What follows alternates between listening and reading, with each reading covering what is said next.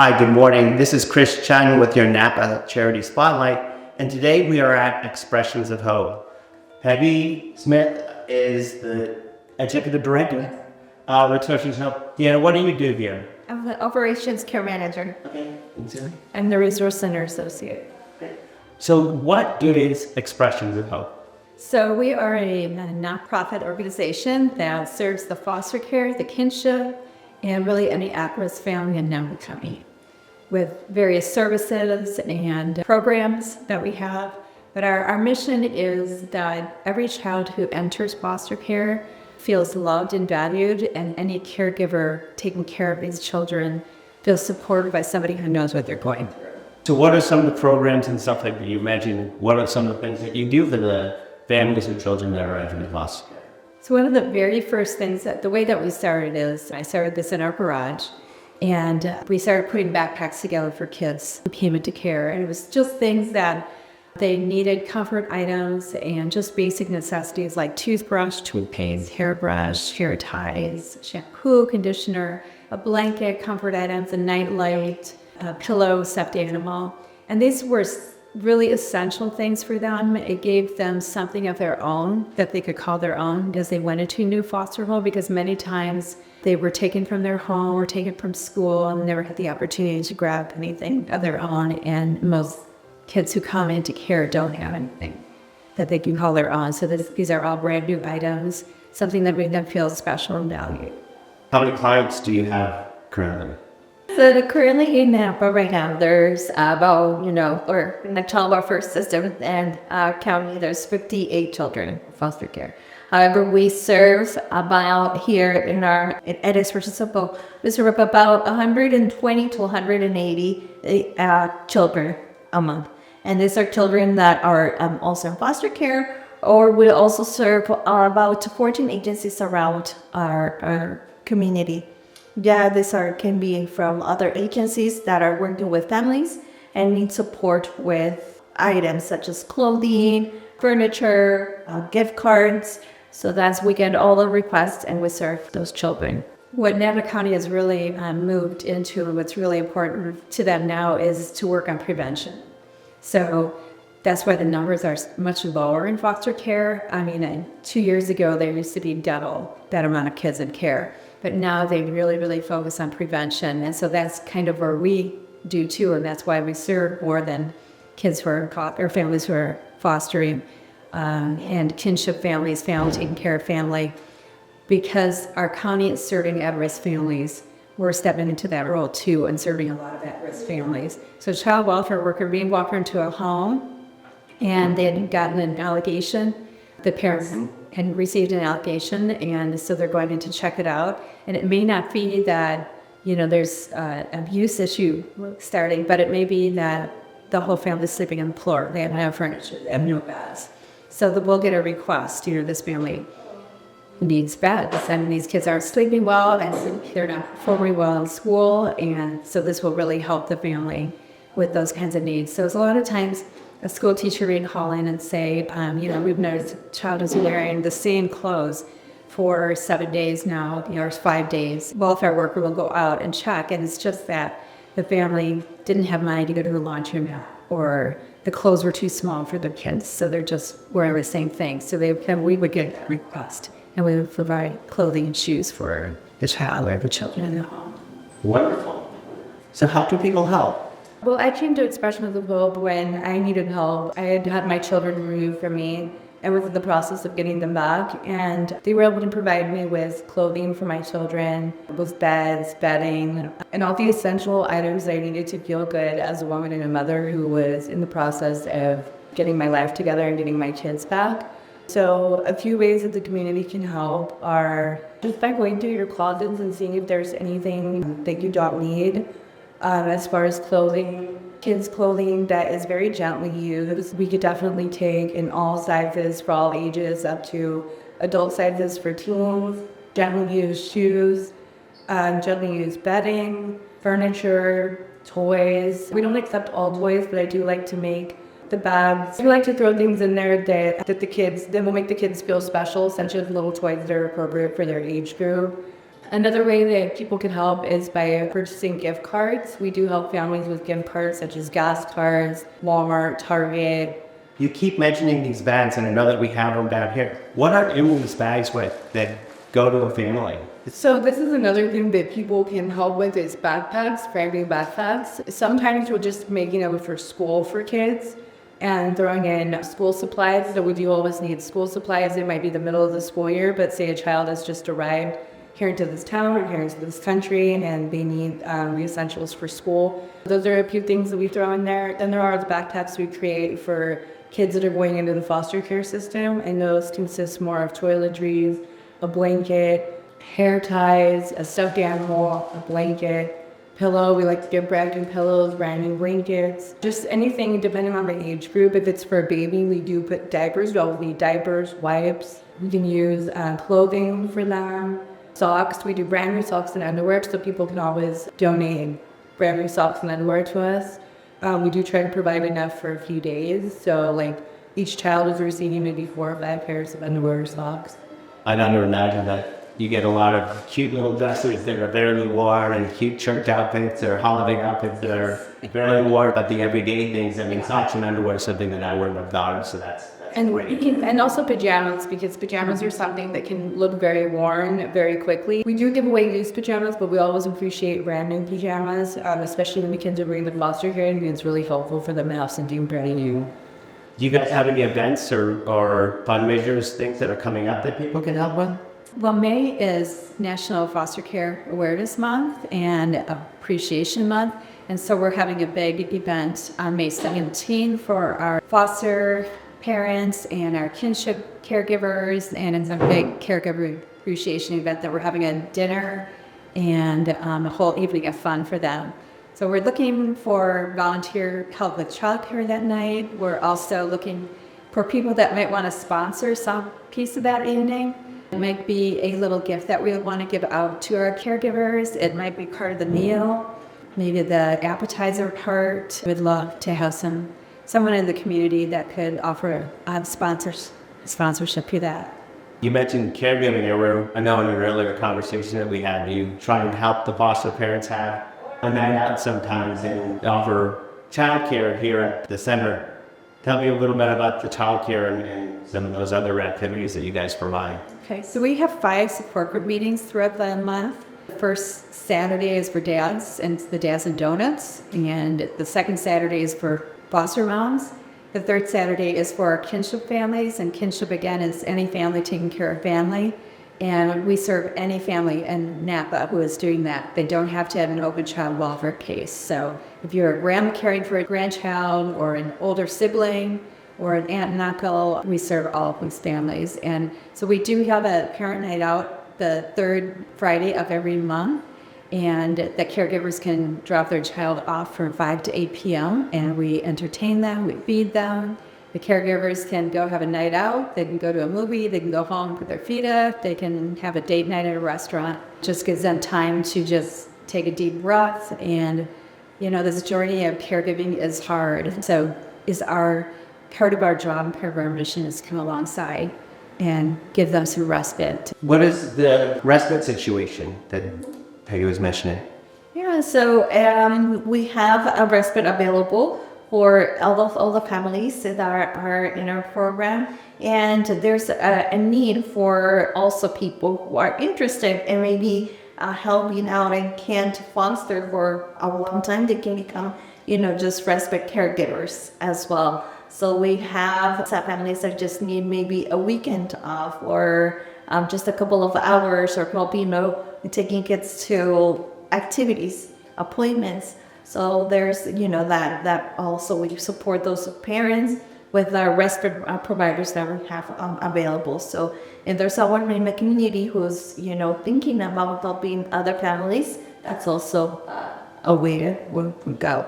I also became a resource parent for that reason. I saw the need of other people caring for children and just needing a night out, a weekend. I have 2 boys, so my family, we became resourceful to become respite providers. So we've been helping other families during the weekend and caring for others.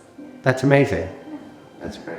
And Deanna had mentioned too, respite and the need for respite caregivers.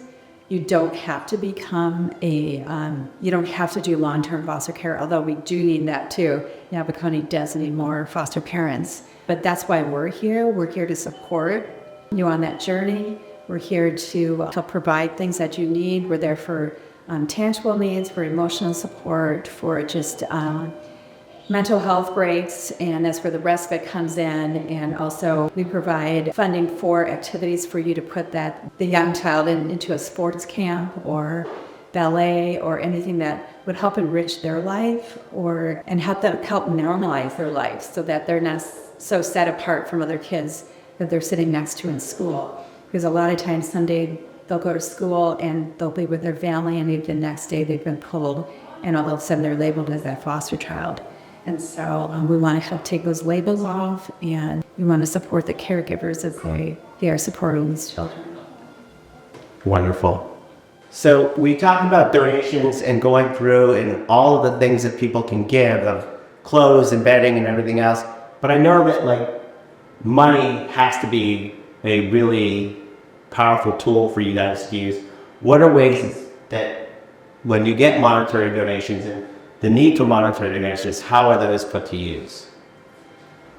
So we use a lot of the money that comes in for donations in our prevention area because we give out a lot of gift cards, gas gift cards, food gift cards at Target, Walmart, things that will help a family if they're struggling with even getting the basic things that you need in a home, like your laundry detergent and cleaning supplies and just many requests for food. As part of the prevention to keep a child in their home, we help with those things that they need in their home, and gift cards help a lot with that. But also there's things like if they're going to get their PG&E cut off, or they need some kind of repair on their car because they need their car to get their child to school, or they need to get to appointments, or they need to get to work. We use them to buy bikes too. We get a lot of requests for bikes for families that don't have vehicles and the kids need a way to get to school, or they need a way to get from school to their job after school. So we provide a lot of bikes. And we do have some community members that will help with used bikes, but it's always nice to be able to give out a new bike with a helmet and a lock for the used to use. When we were talking earlier, you mentioned that there were 5 support groups that happen regularly. Can you talk about those a little bit? Sure. Support groups are a big part of what we do because the journey of fostering and caregiving is hard. And it also helps build community too among the caregivers. So we offer on the first Saturday, it's called Dads and Donuts.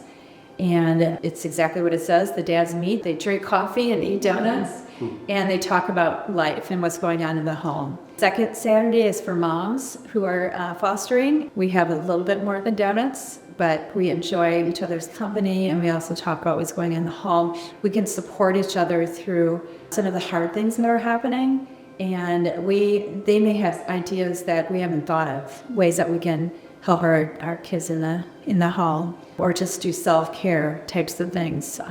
That's been really helpful. The third Saturday, we offer a support group for Spanish speakers, and it's very specific for them. And then we also offer it as support group for kinship caregivers. And that's also a very specific one because that one is family taking care of family. And there's a lot of hard dynamics and different things that happen than if you're fostering someone from the community and then your family. Then we also have another support group that Cindy leads, and it's for moms who are in reunification, who are working towards getting their children back out of foster care, or moms who have just recently been reunified with their children. Just to give that continued support to them so that they can keep the kids in their home. They understand each other's addictions and what they've gone through and how hard it's been to get those kids back. And so they're just there to support each other, and Cindy's been really amazing at leading that group. Are you doing a week to make groups? Yes. It must be so comforting for people to hear from somebody who's been through it and walked in their shoes. It's really dear to my heart because that's how I met Peggy. Was walking into that support group, And yeah, it's good to hear other people's stories and become inspired. And, you know, for the moms that have freshly gotten their kids taken away, have a resource to be able to say, like, okay, when it's time, I can come here and, you know, get the essentials like the clothing and the furniture for them. And also once the kids come home, there can still be struggles. And so to be able to have this agency to reach out to, I try to share as many resources as you can with them as well. Wow, that's great. So, Peggy, you mentioned that you started a new program in December called FIRS. Tell me a little bit more about what that is. So FIRS is short for Family Urgent Response System, and it's actually a statewide hotline, 24-hour hotline, that a current or a former foster youth or caregiver can access. And there's a number on our website for that, and it's 24 hours. Like I said, they will be directed to a state number first and just share what's going on, and then they will be sent right to their county. And so they would be sent to us. We have a mobile response team that is able to go into the home and help de-escalate a situation. Usually it's brought on by trauma behaviors, and so we're sending in caregivers who have been through that and who understand what these caregivers and what they use are going through too. And so we'll provide immediate access for that. We'll do some follow-up with them.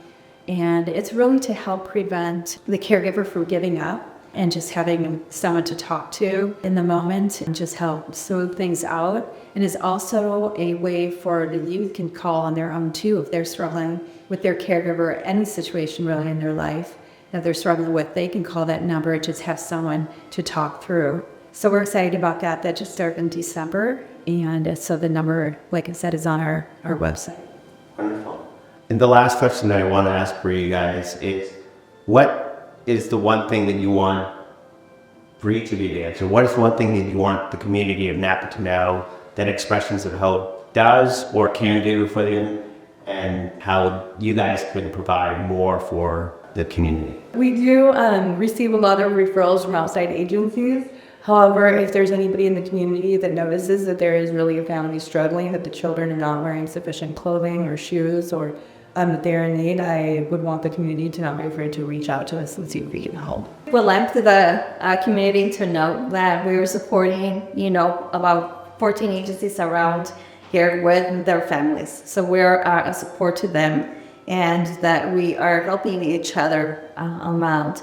I would also want the community to know that they can be a change in a person's life and a family. My favorite part of the work that we do here is that you hear the bell ring and people come in to get things and go and have that item that they're taking. It's going to make a difference in their life. And I love our community because the donations that, they come, we just get a request for that item, and as soon as we get it, someone comes in with that item that is being requested. So that is really good to know, so that the things that you will bring here and that you donate are really going to make an impact in a family in our community. That's awesome. Yeah, and I would love for our community to know too that when they refer someone to us or the donations that they're giving to, that we have a lot of lived experience among our staff. They can come and they can join one of our support groups. They can know that we have been there.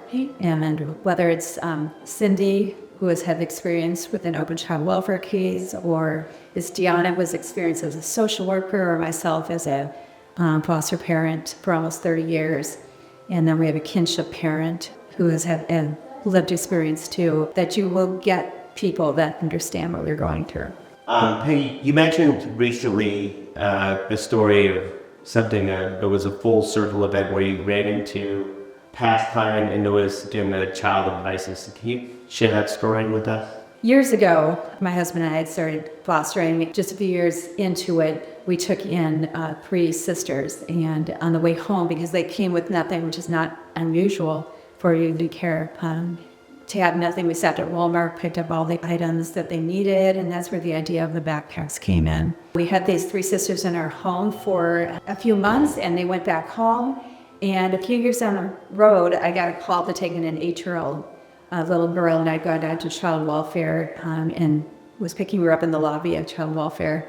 And off in the corner, there was a young woman sitting off in the corner, and it was a very busy, chaotic time in that office. But the social worker had left me with this little girl, and this woman came over and asked if I was Peggy, and I told her I was, and she said, well, I don't know if you remember me, but I'm one of those 3 sisters.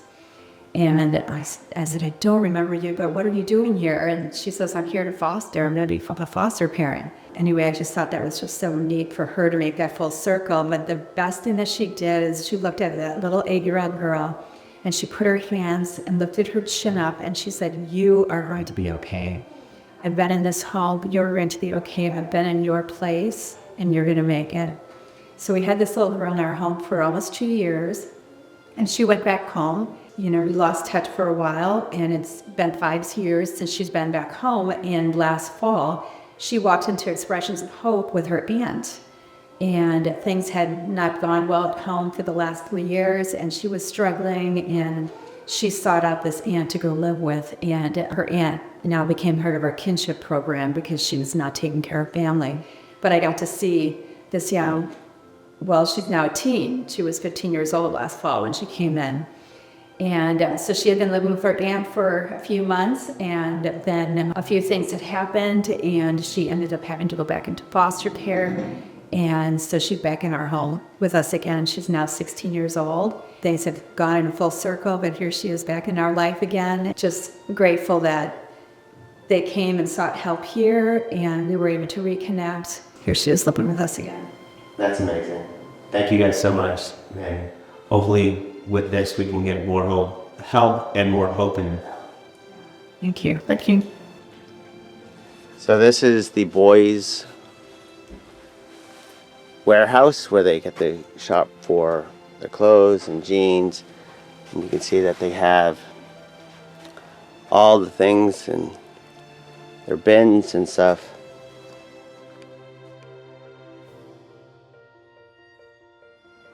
This is the girls' side of the warehouse.